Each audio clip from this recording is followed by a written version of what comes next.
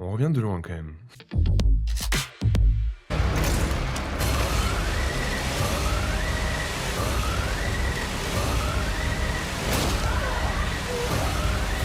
Bonjour à tous et merci de me rejoindre pour cette nouvelle critique de Evil Dead Burn. Alors désolé, on est un petit peu en retard pour Evil Dead Burn, mais bon, vous avez dû voir sur la chaîne, il y a un petit film qui s'appelle L'Odyssée, d'un certain Christophe Nolan, qui méritait qu'on couvre un petit peu. Donc voilà, désolé.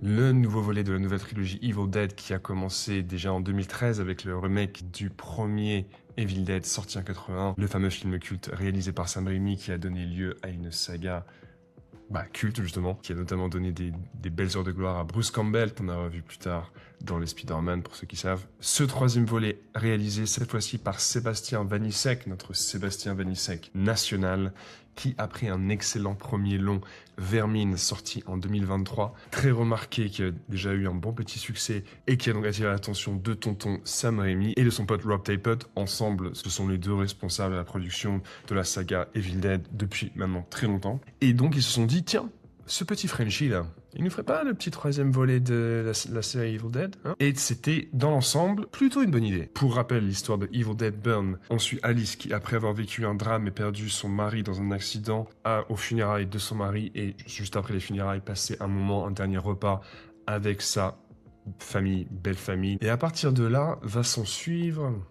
Et là, Evil Dead, quoi. Evil Dead Burn, est-ce que c'est bien? Le troisième volet de, je l'ai dit, de la nouvelle trilogie fait suite au remake 2013 réalisé par Fede Alvarez, et le second volet qui était selon moi encore meilleur, Evil Dead Rise, réalisé par Lee Cronin, qui depuis nous commence à s'amuser avec des petites momies là. Encore plus réussi que le remake de 2013 parce qu'il alliait vraiment plus l'esprit Evil Dead, tout en suivant le changement de ton de la nouvelle trilogie vraiment... clairement plus vers le sérieux, clairement plus vers l'horreur pure. Il revenait quand même aux sources, en rajoutant de l'humour, en rajoutant des possédés plus excentriques, plus exubérants, plus sale gosse, plus Evil Dead en fait. Alyssa Sutherland notamment, qui jouait donc la mère dans le deuxième volet, nous avait sorti une performance de fou furieux. Et donc ce troisième volet arrive après ça, et forcément la barre a été mise assez haut. Sébastien Vanissek, il s'est dit quoi? Il s'est dit, j'ai l'occasion ici de faire mon film, de poser ma patte plus sociale, plus sombre, plus pessimiste quelque part, avec un vrai message à faire passer, et je reviendrai sur les thèmes du film qui sont évidents. Moi, de l'intro, les 5 premières minutes, en fait, il y a 2 intros, mais la première partie, donc première partie de l'intro globale est fantastique. On est absolument du Evil Dead, on est vraiment dans l'esprit, c'est machiavélique, c'est violent, c'est super bien filmé, il y a des trouvailles visuelles incroyables, il y a la petite touche d'humour qui va bien, on est vraiment à fond dans la lignée de Evil Dead en général, mais aussi du mix vraiment parfait entre humour et horreur. Et donc cette intro est parfaite. Le problème commence dès la deuxième intro, ou la deuxième partie de l'intro globale, si vous m'avez suivi, qui nous présente cette fois-ci les personnages. Alice, notre héroïne, Will, son mari, et les deux autres que sont donc le petit frère de Will, Joseph, et sa copine Tia. Et déjà on est dans une scène de club tout d'un coup qui est filmée au tromoscope. Le montage est hyper rapide, les dialogues sont un peu nuls. Les personnages, honnêtement, on se demande qui est-ce qu'on va suivre là-dedans parce que personne n'est vraiment attachant, personne n'emporte l'adhésion. Un peu plus Alice forcément, et celle qu'on va suivre par la suite. Mais vraiment, ça vole pas très haut, et c'est, encore une fois, c'est un peu un problème récurrent dans la nouvelle saga principalement des Evil Dead. Problème qui avait évité Lee Cronin avec Evil Dead Rise, avec qui avait de sacrés personnages. Là, on retombe vraiment sur des gens en fait qu'on n'a pas envie de suivre. À un moment, on est quasiment à se dire bon, quand est-ce que le massacre il commence là, parce que ils m'emmerdent tous un peu là. Le problème aussi, c'est qu'après cette sous-partie deuxième intro, Sébastien Vanissek se trompe complètement de film et nous emmène dans une séquence de 30 minutes. On va comprendre les conséquences de l'accident, on pose un peu les bases du drame, on pose un peu les bases de la tension entre Alice et la famille. Mais honnêtement, que ça soit la photo totalement désaturée, on se croit dans un film de Ken Loach ou des frères Dardenne, c'est gris, c'est triste. On a compris, Sébastien, tu nous fais un drame là. Le premier tiers va se conclure par une scène de repas qui, je pense, est une claire référence à Massacre à la tronçonneuse, sans la qualité en fait, sans le côté humour noir, sans le côté marrant, sans le côté fou, juste avec un montage encore une fois frénétique, avec les gros plans sur tous les petits objets du quotidien, du genre tire-bouchon, du genre couteau, où on comprend dès le premier plan que ces objets vont être utilisés dans des scènes de violence juste après. Mais donc la scène du repas, j'étais vraiment complètement en train de me dire oula mais c'est un désastre en fait, ce film ça va être 3 sur 10. Mais par chance, par la suite, ça s'améliore. Particulièrement avec une séquence d'une possédée en particulier, vous avez peut-être vu des images, vous avez peut-être vu dans la bande-annonce, c'est la séquence du... Quand vous voyez quoi. À partir de cette séquence un peu centrale dans le film, là le film démarre, là on est sur The Evil Dead. Le film trouve le bon ton en alliant à la fois l'inventivité de la mise en scène avec la caméra qui des fois se visse au plafond pour filmer l'action et le chaos qui est juste en bas avec la lutte entre les possédés et les personnages, avec les jaillissements gore, la grosse séquence d'ultra-violence entre ces moments-là et les petites touches d'humour noir qui pour le coup deviennent bien mieux senties. Dès ce moment-là, le film prend son envol et j'ai progressivement complètement réadhéré aux enjeux, aux personnages, au rythme du film, etc. Jusqu'à un final qui vraiment conclut le film d'une très belle manière avec donc ces thèmes alors clairement de la violence domestique, de la violence faite aux femmes, c'est énoncé quasiment dès l'intro. Également en sous-jacent, poids de la violence, une violence familiale au fil des années, la violence quasiment léguée en fait.